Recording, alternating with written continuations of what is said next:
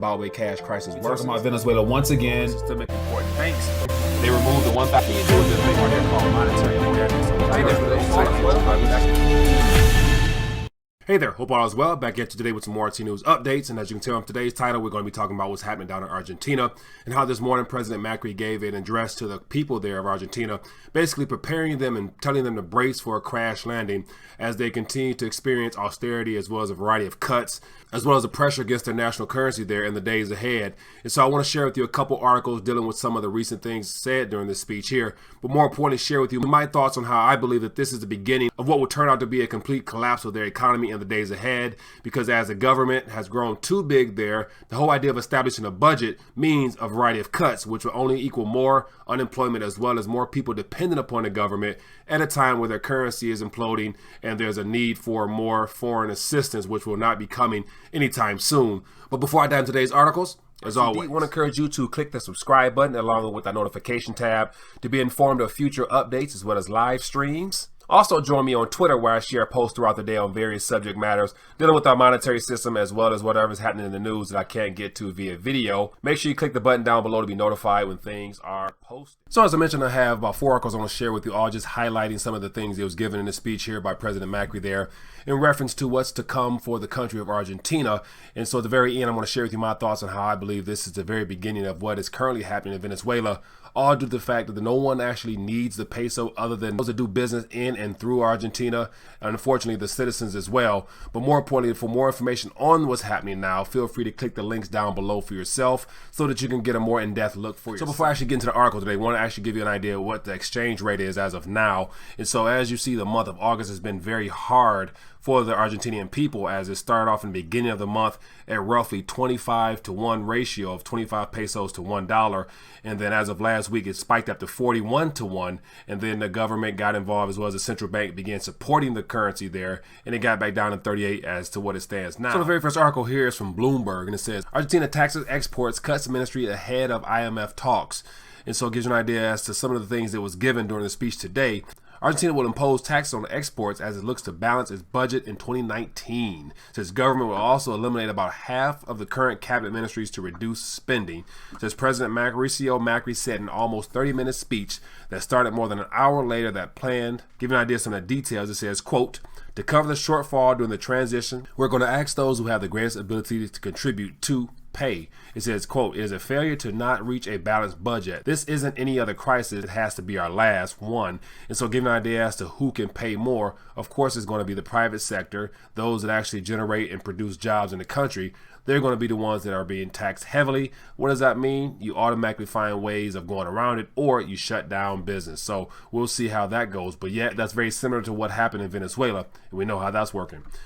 So the changes are intended to signal a shift in the government's strategy as it heads into talks on Tuesday with the IMF to speed up the disbursement of cash from a $50 billion credit line. Crippling inflation and historic drought and the world's highest interest rates are holding back the economy, which is set to enter a second recession in 3 years. Says Macri vowed to tighten spending and focus on bringing the fiscal deficit as close as possible to zero in 2019.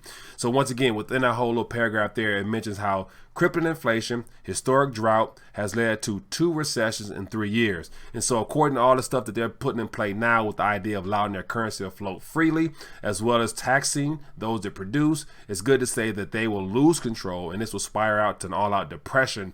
So the next article here gives you an idea as to what to expect. And it says here, Argentine president admits more poverty to come, announces price control, higher taxes, and smaller government.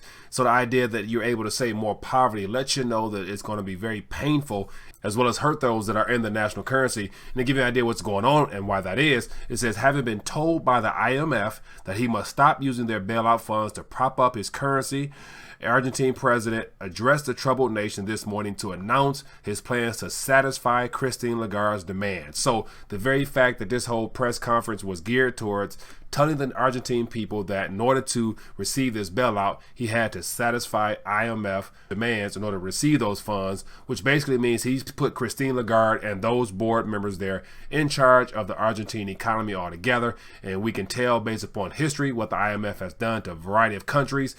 They extend a loan that they know is not able to be repaid, and then they put all types of tight restrictions, which makes it very hard for the governments to live up to them, because the only way they can begin to do such is put more pressure by removing services from the public there, which ultimately leads to civil unrest as well as an overall collapse. So there's more information down below if you're interested in read for yourself. Very next article here is from Jakarta Post. It says Argentine president announces new austerity measures. And so just give you a different spin as to what's happening here. But it says, quote, "We will overcome the crisis by taking care of the most needy, promising increased allocations, food programs, and price caps on some commodities." So does talk like that sound familiar to you at all? I'm sure it should. It's the same thing that Maduro said down in Venezuela.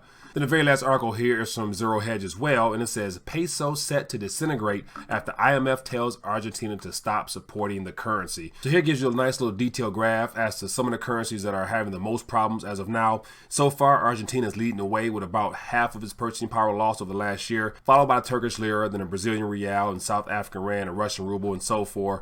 So as you scroll down here, it gives more information as to how the peso will completely go bellies up pretty soon, and it has to do with the idea that it says Christian Lagarde has even more bad news for Buenos Aires as well as, and the Argentina president Mauricio Macri says the quote, "IMF now insists that after burning through billions in central bank reserves, Argentina should stop using funds to support the peso and float it freely."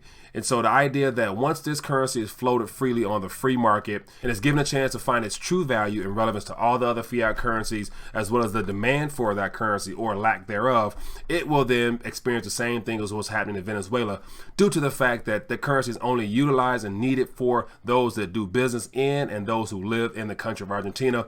And as of now, that's several million people, but nowhere else in the world is that currency even utilized or needed. And so therefore, it will be put under more pressure because there will be a massive sell-off because no one needs it. And so apart from the IMF doing what they do best, which is to destroy countries, they're setting them up for a complete collapse in the lines of what's happening in Venezuela. So I just want to share some information as to what's happening right now in Argentina and how this current administration is setting this country up for failure, because all the policies that have been implemented have been tried before, and nowhere in no country have they ever worked before, and all they end up doing is leaving more pain for those that are dependent upon the national currency there.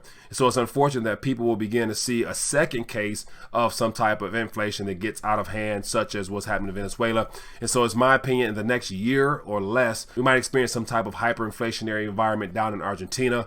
And so the world will get a chance to see a second case of a situation where monetary policy and central banking policy collide to completely destroy citizens that hold national currencies, such as what's happening in Argentina with the peso. So I would love to hear your thoughts on this matter. Scroll down below, leave a comment, let me know if you believe that they'll be able to make it out of this year without there being some type of hyperinflationary environment, or what your thoughts are in the days ahead for this country. So other than that, enjoy the rest of your day. The strength of a nation's currency is based on the strength of that nation's economy. I have directed the Secretary of the Treasury to take the action necessary to defend the dollar against the speculator. I have directed Secretary Connally to suspend temporarily the convertibility of the dollar into gold or other reserve assets. Your dollar will be worth just as much tomorrow as it is today.